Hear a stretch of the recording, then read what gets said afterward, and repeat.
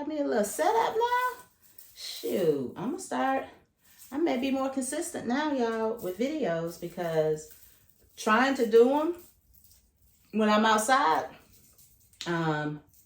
we just don't be having an extra set of hands like that. But I'm going to get a tripod for my phone. I don't even really bring the camera out anymore, y'all. Some of my OGs remember when I broke my dang camera trying to film while farming. That's that's a crime, filming while farming. Y'all see folks who be filming all the time, they ain't farming. Oh, maybe they are. Let me not say they not. I just want to know how they do it, because we don't be having any extra hands.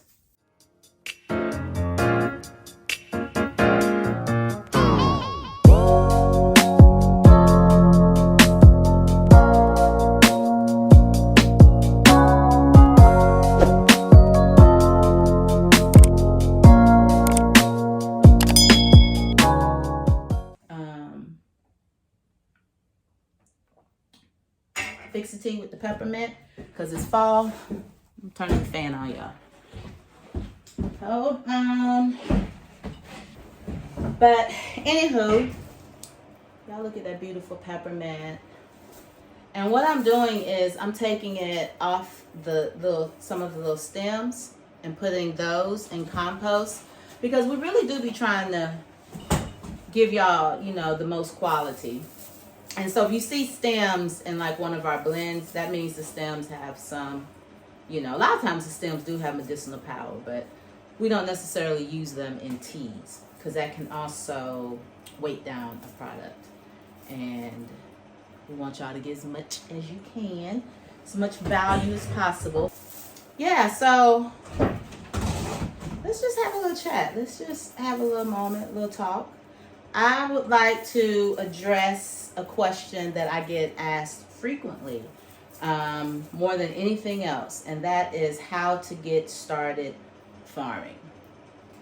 The first thing I'm going to tell you may sound like a shock, or it may give you a shock rather, or you may be surprised that that's what I'm saying. But if you want to start a farm, and you have already acquired land. Now, it's different if you inherited land and then you're like, okay, maybe we can farm this land. I'm not talking about you. I'm talking about those who hit me up and ask me the question, and they're like, I just bought 10 acres of land and wherever. How do I get started? And my advice to anyone is, you don't get started farming by going to acquire land. That's not something you rush out and you do. As a matter of fact, that's something you do later. That would be my suggestion. Now, full transparency, I did the same thing. I jumped out there and bought land. I was fortunate that I was in a position to be able to sustain the land while we were able to scale and create a sustainable enterprise. But a lot of people aren't when they're reaching out to me, and they need their farm to make money right away. If you are in the position that if you start a farm, you're going to need your farm to make money right away, that ain't gonna happen. It's not. We'll get to that. And B, don't quit your day job and don't rush out and buy land. I would tell you instead, the first thing to do is, and I'm not being facetious when I'm saying this, I'm being very serious, because you can find out some good information by just Googling how to start a farm. Just Google it and see what's out there. Now, if you are a member of a systemically excluded group, like me, I'm a Black woman, right? What I'm reading, I have to take it with some degree of really just realism. Chances are there probably aren't a lot in my demographic that are getting this funding. There's various reasons for that. Design, and also awareness. I realize a lot of people don't know what's available out there. to the question, is there a grant to help you acquire land through the government? No. There are funding sources that can increase your access to resources, but the government is not going to help you buy land. They help some people buy land, but they're not going to help you. If they do, let me know, call me a lie, and I will publicly recant. But no, you're going to have to acquire land on your own, but that's not the first thing you need to do. You need to establish your business structure. What kind of business are you going to be? Don't go into it being the sole proprietor. Well, I'm not a lawyer. Do what you want to do. I strongly suggest not going in as a sole proprietor. I'm talking about soil. But as a sole proprietor, meaning that you're doing it as someone self-employed. Everything is attached to your personal information, your social security number. My suggestion is to go ahead and establish yourself. Most farms choose to be an LLC. We're different in that aspect. We chose to be a corporation because we fully expect our brand to be valuable, just as our products are. And so we will have stock. We have stock. I shouldn't say we will have stock. We have stock that will grow in value. So we chose to do, my nose is itching, y'all. I'm trying to scratch it so I don't use my hands. But we chose to do corporation.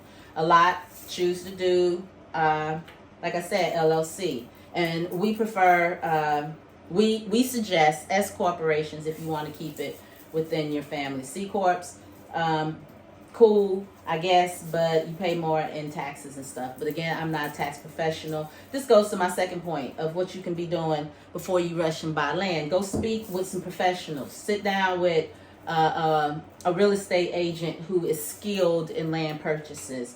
Sit down with a banker, you know, if you're thinking about taking on some debt. Sit down with an estate attorney.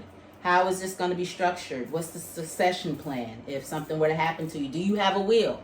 If you don't have a will and you don't have a strong credit score, I would tell you to start working on that. You know, make sure you got your business in order before you start trying to get a farm. You gonna have farm insurance and you don't have life insurance. It has to be balanced. It's not balanced. So get those pieces in order. Get your business structure in place. Talk to professionals. Come up with a plan. Know what you're trying to grow, at least an idea of what you're trying to grow. You know, people get into it and they're not real clear on what they're going to grow or how they're going to enter a market, or they grow and they believe that grow it, they will come. That's not always the case. Sometimes they don't come, even when you send for them. You text them, you know, where you at? They're not even asking how many over there. So you need to know who you're going to sell to, or have an idea, at least have an idea. And another key pointer or tip I would say about getting started, you need to go out to somebody's farm and work and see if that's the life you're really trying to live, because a lot of people have a very romanticized view of what farming is. And don't get me wrong, I find so much joy in this. I'm so relaxed right now, all this peppermint wafting. I've been out in the sun. I see myself a little shiny. But I've been out in the sun today. I have really been able to commune with nature, but I've also gotten bitten by red ants. I've also had to kill a lot of caterpillars. There was something furry running across the field. You know, like it's real stuff. It's real stuff, and that's just a fraction of what I did, and it's every day. Now this goes back to understanding what you gonna try to be, what you gonna be farming. Like, we chose not to do livestock because we knew with livestock you can't put that, you know, you can't put those animals on automation. If you do plants, you can create some systems and get some timers and monitors and whatnot, and have an automated situation that you maybe, you know, you can leave for a couple of days. You're not going to just go for weeks, but you can leave for a minute and maybe just have somebody drive by and take a glance at things. You can't do that with animals. And some people may not really understand that, or really understand, you know, animals smell. They smell. They smell. I prefer how plants smell to animals. That's some real stuff. It took me going to farms that had animals to realize that was a level of commitment I'm not ready to make. And when you're going into farming, those are the kind of things you need to think about. Now, when you talk about going to get land, actually, that's a whole nother video about getting land. I was just fortunate and blessed, y'all, that this land was good, because I ain't know what the hell I was doing.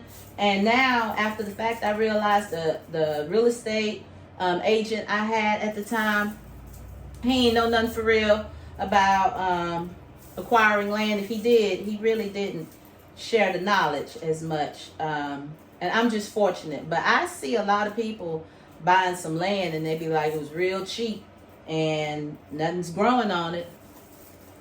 Might be why it was real cheap. You know? So that's a whole nother video that I would love to do. And I hope y'all found this helpful. Let me know if y'all like these little chats. I'm gonna let my tea get cold. Hold on.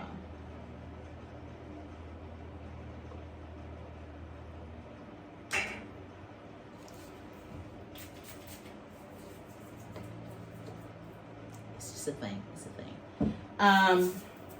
But this was cool. I can do these. Let me know if y'all like these little chit chats. Me, when I'm sitting down at the farm, I'm actually about to go in here and watch some Netflix while I do this, y'all. I'm gonna go in the other room. I love the times I'm at the farm. I'm just chilling. It's just me, my tea, my gun, whatever it is I want to watch on TV or listen to music. It's very, very restful and relaxing, and it's a respite, and I can't wait until I can share it with other people, which is the ultimate goal.